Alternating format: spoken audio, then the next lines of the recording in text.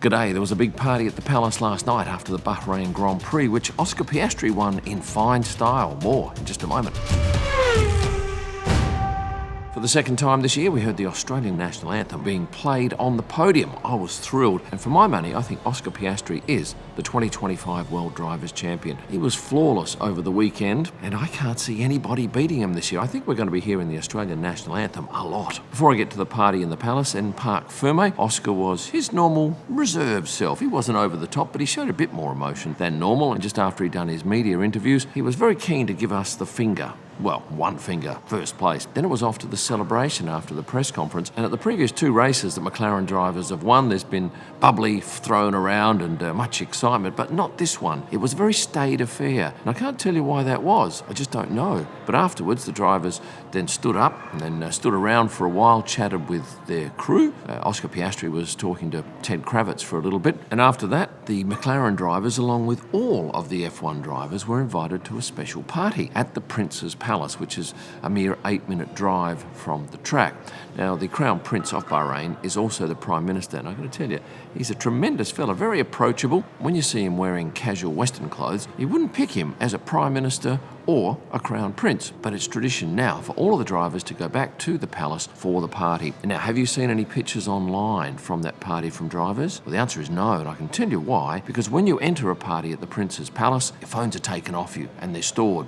You can't use them, you can't photograph, you can tell people what happened, but there'll be no pictorial or video evidence of the night. And it wasn't just for McLaren drivers, it was all the drivers, plus team principals, and I believe also girlfriends were allowed in. It's not unusual for heads of state to host functions post-race. In Monaco, it's traditional for the winner, just the winner, of the Monaco Grand Prix to go to dinner with the Prince. But this was a much grander affair, and you might remember last year at the end of the season when McLaren won the Constructors' title, the Prince flew all of the team to Bahrain for a celebratory night and then flew them back early morning. Of course, the Bahrain Sovereign Wealth Fund owns the team, have had full control of it since early last year. So it was a great home win for McLaren in Bahrain. Next up, let me say thank you to Bitdefender for sponsoring this video. One of the greatest tech advancements is the ability to stay connected online anytime, anywhere. But it doesn't come without risks. Scams are a very real threat. You don't have to be online much to be at risk. As long as you're connected to the internet, cyber crooks can catch you out. That's why I recommend Bitdefender's award-winning cyber protection. They have a great feature called the Scam Copilot Chatbot, which is super easy to use and can check the validity of links, messages, and even screenshots in just moments. Scam Copilot is also an AI-powered platform that detects and fights scams in real time, which, believe me, could save you a lot of headaches in the long run. If you're browsing your favourite sites, emailing or texting, Bitdefender provides the ultimate defence against scams. Find out more by clicking the link in the description below. Now, coming up shortly, I'll tell you what all the drivers drove to the track in my Drivers Drove segment. I caught both Gabriel Bortoleto and Isaac Hadjar engrossed in the F3 race that was running when they entered the track. Gabriel stopped for some time to watch the race on the big screen in the paddock, and Isaac walked in watching it on his phone. And after the race, I caught Isaac Hadjar with his dad, Yassine, and it looked like Isaac wasn't too happy about the day's events, but his dad was comforting him, at the same time talking to somebody on the phone. And what does Lando think of this country? Well, I had to laugh. He said in the press conference, it's a very small, cute little country. And it is small, and for them to be hosting a race and having such a major impact with their investment in McLaren is quite remarkable. Now, let's have a look at what the drivers drove to the track this weekend. One manufacturer led outright with 4 cars being driven by drivers, 5 if you count what I was driving, and I'll get to that in a moment. That company was Ford, with Max Verstappen and Yuki Tsunoda driving big Ford Explorers. Pierre Gasly, he was in a Ford Expedition, as was Lando Norris. And me, what was I driving? I had a Ford Raptor. I love the thing. It's got 10 gears, but it is a little thirsty on petrol. But in this country, it doesn't matter because you pay just 200 fills per litre. That's a mere 53 US cents a litre, or about $2 a gallon. Or in Europe, that's 47 cents a litre. The best 2 cars were driven by Ferrari drivers. I'll get to those in a little bit. But Oscar Piastri was in a Jet Tour T2 XWD. Now, I'd not seen these cars before, and they've only been manufactured, I think, for 7 years now out of China, but it looked darn impressive. We had George Russell and Kimi Antonelli in GLE 53s, Lance Stroll and Fernando Alonso predictably in DBX 707s, Jack Doohan driving a GMC Yukon, and Esteban Ocon an Escalade 600, which he parked on the grass, one of the few drivers to park on the grass. Oh, another one, Carlos Sainz. Sauber drivers were driving Audis, and you'll expect that the whole year. Gabriel Bortoleto in an RS4 and Nico Hülkenberg also driving an Audi. There were 3 Lexuses in the car park. Liam Lawson had a LS500, as did Isaac Hadjar, and Ollie Behrman in an ES350, which is a mid-size luxury car. That leaves us with just 2 drivers, Charles Leclerc driving a Maserati Ghibli, and Lewis Hamilton had a white Maserati Grecale. Now, in actual fact, Lewis has 2 cars. One for him and his driver, which is typically his security guy, and the other one is for any of his crew. Might be Angela, his trainer, perhaps he's got a photographer with him, or his manager, Mark Hines. And one bonus car, this lovely white Mercedes G-Wagon, which had an HRH sticker on the window suggesting it was His Royal Highness's car. Now, what family did we have at the track today? Well, we had Charles' girlfriend, Alexandra. I only spotted her on one morning. George's girlfriend, Carmen, was with us. And for the first time in a while, Jack Doohan's girlfriend, Ebony. George's mum and dad were there to see him come second. That's Stephen and Alison. Mick Doohan was there, Jack's dad. Oscar Piastri's mum wasn't there, but she did put up this cute comment post-race on social media. Fernando's girlfriend, Melissa Jimenez, was in attendance. She was also reporting for her network. And a few more dads, including Kimi's dad, Marco, Lawrence Stroll, David Behrman, and Carlos Sainz Sr. Is Carlos Sainz going bald? Well, that was the question that was raised by some of the VCARB social media team.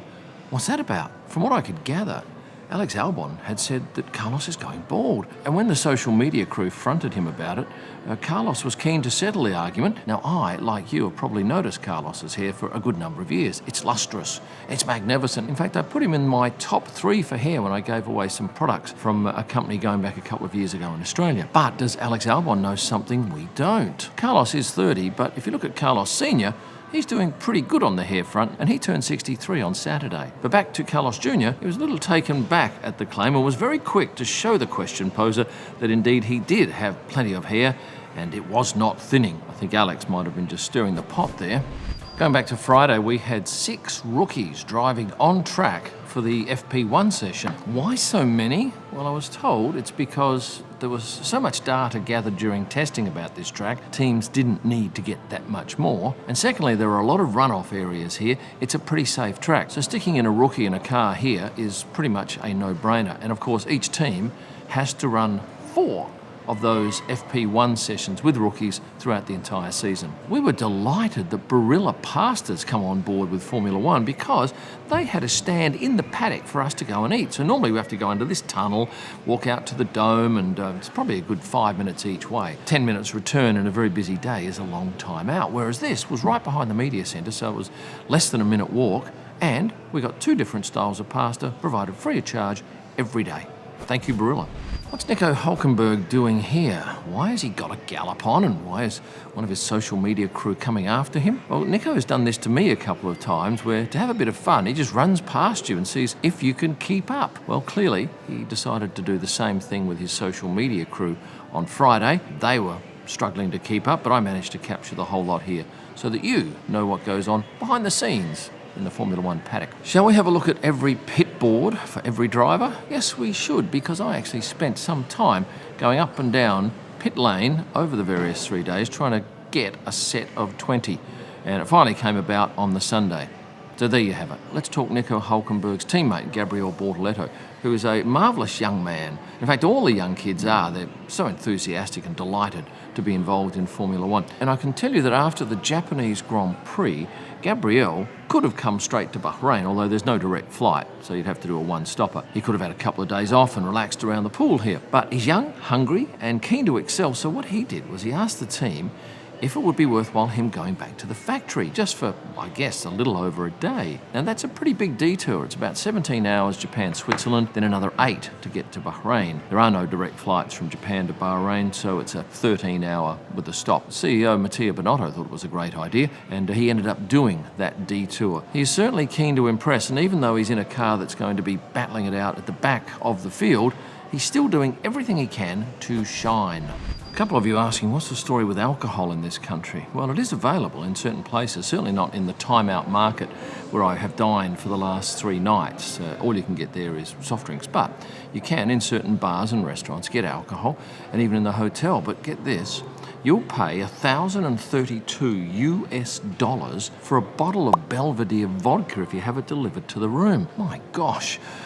You'll find alcohol cheaper at somewhere like the XS nightclub in Las Vegas, which is horrendously priced. At the track, yes, alcohol is available, unlike the next venue, Saudi, where there's no alcohol. I found Moet and Chandon on display and available here in one of the Paddock Club lounges. And over at this venue, the Dome, which is run by F1 Experiences, they had wine and Heineken on tap. Now, shall we talk about the obvious? The heat during the day is stifling, so much so that a couple of the teams told me they had guests go and stand at the back of their garage but could only last minutes. Why? Well, there's no air conditioning in those garages. There are some fans at the front that blow some air through. It's just stifling, and VIPs gave it a chance, but in the end they just had to call it quits and go back out in the paddock, where there's been a reasonable breeze blowing for a number of the days. However, at night it does drop by about 6 degrees, I reckon, and becomes lovely in the paddock, and the lighting itself is just divine. And still on the subject of the heat, for testing, it was bloody cold here, and now it's stinking hot. So I think we're very keen for Bahrain to get this race back at the start of the season. If we go back 3 or 4 weeks, the temperature here would be stunning. But we have hotter conditions waiting for us at our next port of call, which is Jeddah. At the start of FP3 on Saturday, I noticed a big throng of local media walking backwards, and behind them I could see the Crown Prince of Bahrain. And with him was this man, Luca di Montezemolo. He used to be in charge of Ferrari and is highly revered in the sport of Formula One. And I realised he's so highly revered because very shortly after I spotted them, Lawrence Stroll was over to give him a big hug. And then shortly after that, we had Mick Doohan and then Toto Wolff, who stood for some time. The trio laughed and joked and then posed for this 3-shot in the paddock. And in terms of interest in the sport here in Bahrain, there is a lot of interest. I have the Golf Daily News here. Look at that. Page 1, Prince, F1. Back page, Piastri. And then 2 more pages inside the back cover. I guess it should be said the sport is popular here partly due to the fact that the Bahrain Sovereign Wealth Fund owns McLaren, and indeed they are excelling at present. So their investment is looking pretty sound. A local fan in the paddock yesterday came up to me and said, does every other race have all these kids running around chasing after drivers? And I had to think about it. Look, it happens at a couple of places, but this is probably the most pronounced. What happens is a driver will suddenly appear in the paddock, and then out of nowhere, kids come rushing from everywhere. And not just kids, I guess there's some adults there as well. But the kids are quicker, but they're certainly enthusiastic and well-dressed. And I did see one wearing a Patek Philippe watch yesterday, a youngster of maybe 11. Now, I don't know if you know anything about watches, but a Patek Philippe is minimum $20,000 US. And a teenager, perhaps even a pre-teen wearing one, was quite a statement. I was out photographing cars in the driver's car park when I saw one driver's wife arrive with their daughter, Sunny, Nico Hulkenberg's wife, with daughter Noemi, both wearing matching crocheted skirts. And I must say that Noemi struck me as quite headstrong. She dashed off and made her own way, wanted to see a picture of Dad. This mugshot here on the way into the track. I very much wanted a picture of Mum and her together, but no, she wasn't going to have it. And Mum was unable to convince her to pose for the same. But she did have some pretty interesting shoes on, I thought. One of my most popular story posts this week was this young lady from Williams carrying out some drinks to the garage for the guys, and that's an essential service obviously in this heat. And I caught her again the following day with a different set of drinks. The walk's about 50 metres and no drinks were lost on their way. Thank you for making it through to the end. Thank you too if you are a member of the channel or a subscriber like these people here. And if you're not, you can remedy that straight away. And please, at the very least, like this video. And finally, thanks for watching and stay passionate.